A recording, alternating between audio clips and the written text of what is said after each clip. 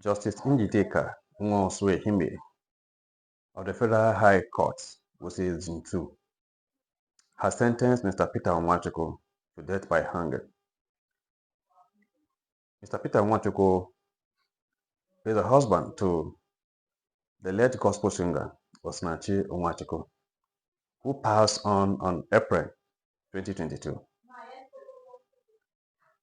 Osinachi Nwachukwu was born on November 1979 in Owerri, Imo State, and got married to Mr. Peter Nwachukwu. And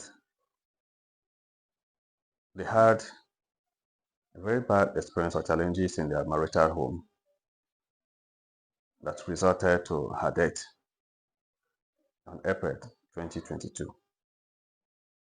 And the husband was subsequently arrested and charged to court by the Attorney General of the Federation. And Justice Njideka has sentenced him to death despite the plea by his counsel for leniency. Ordinarily, we should be celebrating that Osinachi has found justice to what was done to her. But the situation here is that the person behind it is her husband. My question is, what happened to the children? On the second hand, we should have plead. People who feel sorry for me would have pleaded for leniency on the instance of the children. But the situation is that the children also are not left out. The trauma they go through, and it will surprise you to know that during the trial, 17 witnesses were called, and 2 of those 17 witnesses against Mr. Nwachukwu are his own children. Out of the 17 witnesses that were called, 2 are his children that testified against him in the court. And that shows that the children also are not left out of trauma. They witnessed what the father did to their mother. And how can you plead leniency for that kind of man? How peaceful, loving and caring do you think the relationship between the father and the children will be after the death of their wife, of their mother, as far as they witness the kind of maltreatment that was meted on their mother by the father?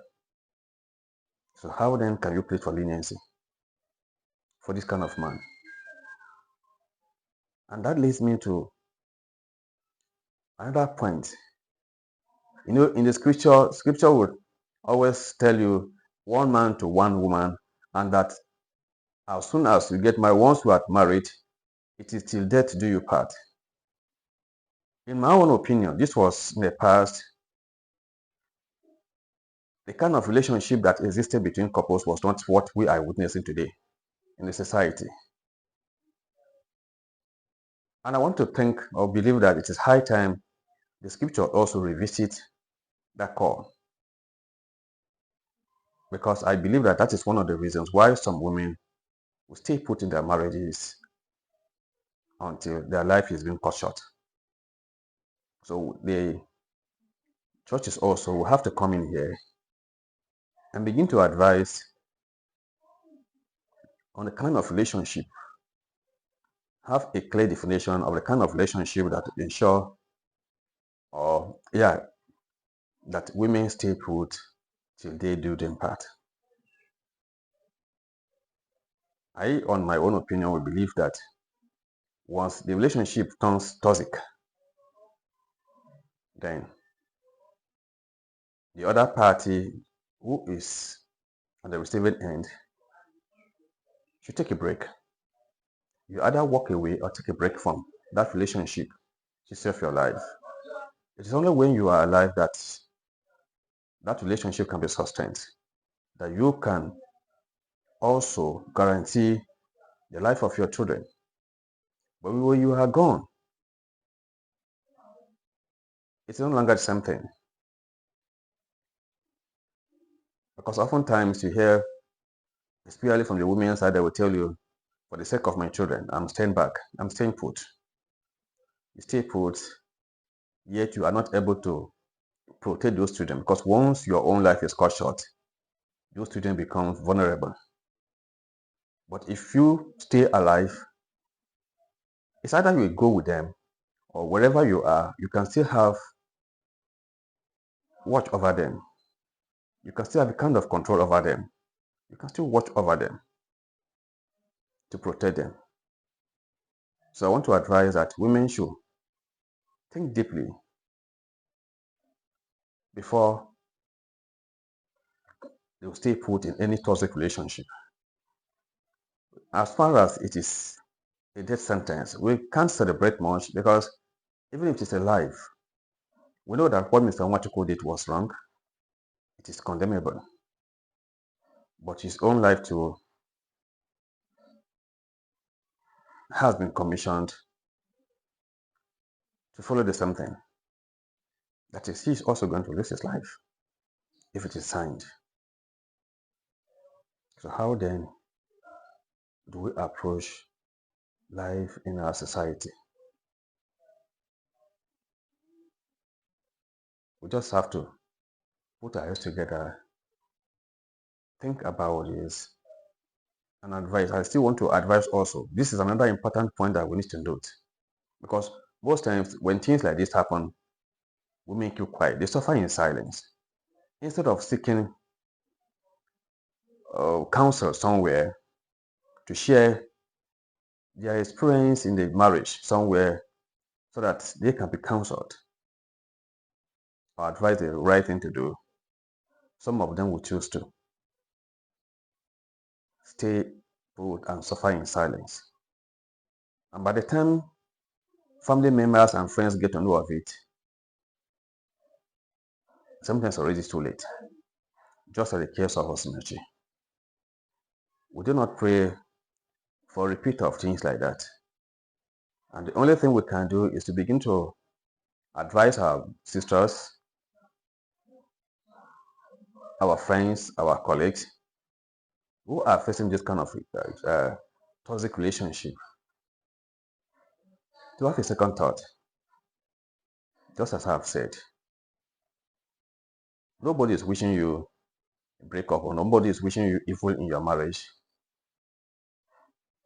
but you can only succeed in a peaceful home, a peaceful atmosphere. And if your husband is not living up to that, it is high time you take a break. If you are watching this, if you are passing through same situation in your home, or you know whoever or someone else that is passing through, it is better we advise them to take a break. Let tension down before they rejoin. We do not hope or wish that things like this will continue to happen in our family.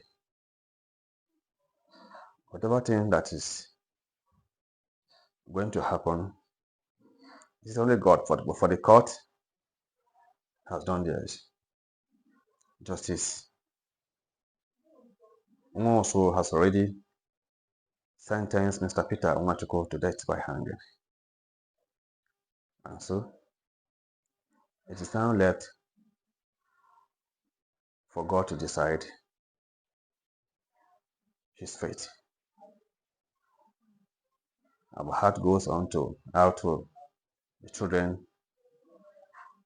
who will be made orphan as a result of this.